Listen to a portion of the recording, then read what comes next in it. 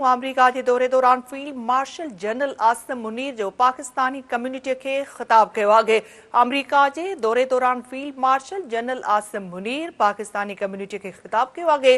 Field marshal जो चवणु आहे त कश्मीर मसइले ते गॾियल क़ौमुनि जा ठारा मौजूद आहिनि। फील्ड मार्शल सैयद आसिम मुनीर जो चवणु आहे त पाकिस्तान कश्मीर बाबति ठाराहनि ॾींहुं मुकमल हिमायत करे थो। फील्ड मार्शल आसिम मुनीर जो चवणु आहे त असांजी तरक़ी ख़ुशहाली पूरी दुनिया में रहंदड़ पाकिस्तानियुनि सां ॻंढियल आहे। फील्ड मार्शल जो चवणु आहे त पाकिस्तान वाज़िह करे चुको आहे त भारती जारियत जो मुंहुं तोड़ जवाब ॾिनो वेंदो।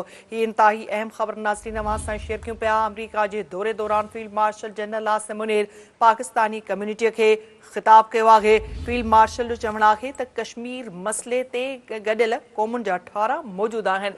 फील्ड मार्शल सैयद आसिम मुनीर जो चवणु आहे त पाकिस्तान कश्मीर बाबति ठाराहनि ॾींहुं मुकमल हिमायत करे थो। फील्ड मार्शल आसिम मुनीर जो चवणु आहे त असांजी तरक़ी ख़ुशहाली पूरी दुनिया में रहंदड़ पाकिस्तानियुनि सां ॻंढियल आहे। फील्ड मार्शल जो चवणु आहे त पाकिस्तान वाज़िह करे चुको आहे त भारती जारिय जो मुंहुं तोड़ जवाब ॾिनो वेंदो।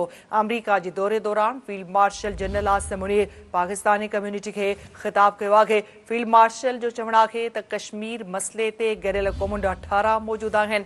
फील्ड मार्शल सैयद आसिम मुनीर जो चवणु आहे त पाकिस्तान कश्मीर बाबति ठाराहनि ॾींहुं मुकमल हिमायत करे थो।